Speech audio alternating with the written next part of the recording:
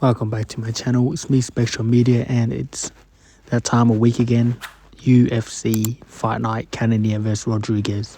It didn't go too well on predictions last week. We went 5 for 12, which is actually the lowest so far.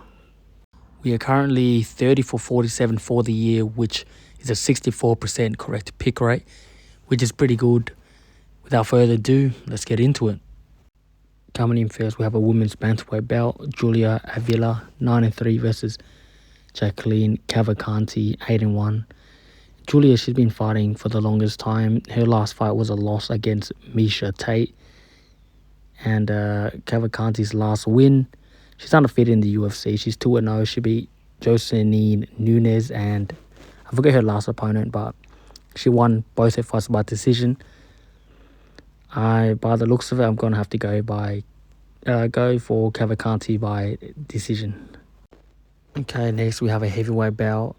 Dayton Myers, 11-7, 1-0 contest, versus Volta Walker, 12-1. He's actually Johnny Walker's brother. He came into the UFC undefeated, 11-0, and then his debut, he lost his debut bout, lost his O against Louis Bretsky, I believe that's the name was. And he just fought last year against one of the Taffa brothers, Junior Taffa, and subbed him in the first round. It's crazy that the UFC is keeping fighters like Dayton Myers in the UFC and kicking out Rosenstrike, a ranked heavyweight fighter. I looked at a statistic and they only have 30 heavyweights in the UFC heavyweight roster, which is horrible. And we have fighters like Dayton Myers not being cut. Unbelievable. Sorry, Dayton Myers ran, sorry. Yeah, we're going for Walker by first round knockout.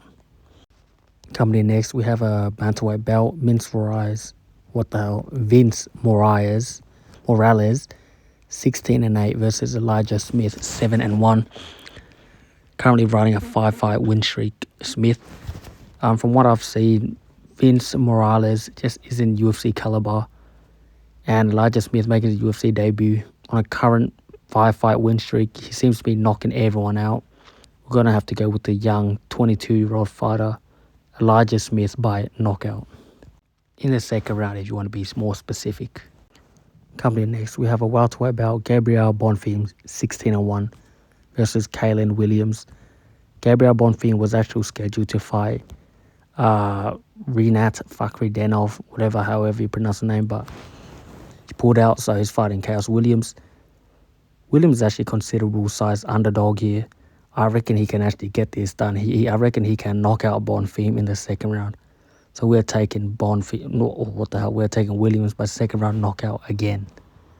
Alright, coming up next we have a flyweight bout. Rafael Estevam, 12-0 undefeated versus Jesus Aguilera, 11-2. What can I say here? Aguilera has proven himself in the UFC. He's 3-1. His only loss coming to Tatsuro Taira, which is not a bad loss at all. We'll see how far, we've all seen how far Taira's gone. Estevam's last win, he has one win in the UFC to Charles Johnson in 2023. So he took a year off and he's coming back. Momentum is not on Estevam's side, but as we know, momentum is a real thing in MMA. But I think I might have to give the edge to Estevam. I wouldn't be surprised if Aguilera beats him, but I reckon Estevam by decision. Coming in next, we have a women's strawweight bout. Angela Hill, 17-14, just like a 50-50 record, versus Caitlin Souza, 15-4. And this will be a good striking battle. But Angela Hill, she's over the hill. She's 40 years old. And maybe in her prime she'll get the dub, but these days, 40 years old, Angela Hill is over the hill. We're going for Caitlin Souza by decision. Coming in next, we have a featherweight bout. Conor Matthews, 7-2 versus Jose Delgado, 8-1. Both pretty good records. It'll be a good striking battle as well. But Conor Matthews he can get a little reckless sometimes, throwing big looping punches. Delgado, he's very technical, throws straight down the middle, 1-2s, very short, sharp punches. And, straight punches beat looping punches. So we're going to go Delgado by third round knockout. Coming in next, we have a middleweight bout. Rodolfo Vieira 10-2 versus Andre Potosky 12-4. And I remember watching Andre Potosky on the Ultimate Fighter series, Volkanovski Ortega, and I was never too high on him. Actually, kind of hated him, but yeah. So it's fine with Vieira. Just based on sheer hate, I'm going for Vieira by second round knockout, hopefully. All right, moving on. Lightweight bout: Ismael Bonfim 20-4 versus Nazim Sadykhov 9-1-1. And this fight, honestly, it's a pick'em fight. I'm on the fence here, 50-50. But if I had to pick someone, I would go for Bonfim. I reckon his wrestling, his ground game would just be enough for him to take the decision victory. I reckon he edges out the decision victory, takes him down, wins a round, wins like a sway round, and ultimately gets the nod. Coming in next, we have a middleweight bout: Edmund Shabazian 13-5 versus Dylan Budka 7-4. Coming into the UFC, Shabazian was insanely hyped. I believe he was undefeated or maybe had one loss, but since, look, he's done pretty terribly. The hype train's absolutely derailed. And Budka, his cardio is just not it at all. He can last one round and he's done. So that is why I'm going for Shabazian by second round knockout. But anyways, next fight, co-main event, featherweight bout: Calvin Kattar 23-8 versus Youssef Zalal. So Zalal came into the UFC in 2020, I believe. He was 2-3, losing his first fight to Ilia Topuria.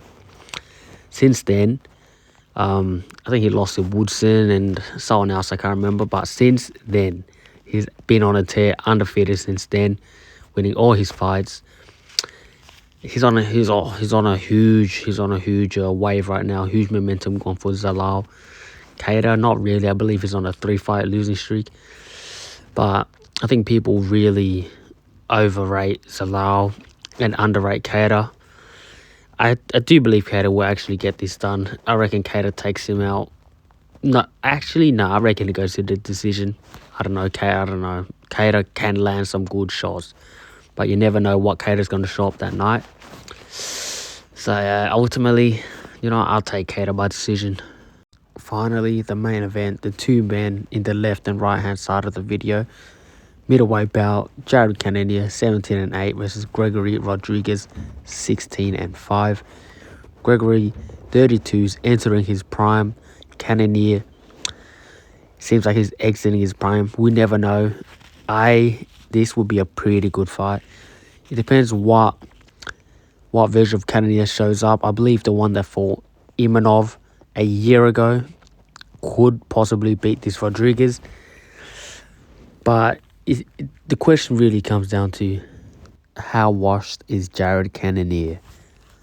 Both men pack a lot of power, but that's what you got to ask yourself when making this prediction, making your bet tonight. But is Jared Cannonier washed? For me personally, I don't think he's washed. I think he takes the dub. I reckon he knocks out Rodrigues in the fourth round. Cannonier carries his power all round long, every single round. And anyways, I just want to see how good my audience retention is. If you are still watching this video, comment the word gift and I'll send you a gift card code, $5 in the comment below. Anyway, so yeah, I'm going Cannonier by fourth round knockout. Well, that concludes the videos. And why is the UFC posted these two boys underwater? Anyways, hope you guys enjoyed the video. Here are my final predictions. Alright, let me know if you guys agree or disagree with my picks. Comment below your picks and tell me if you follow my bets or not. Alright, see ya.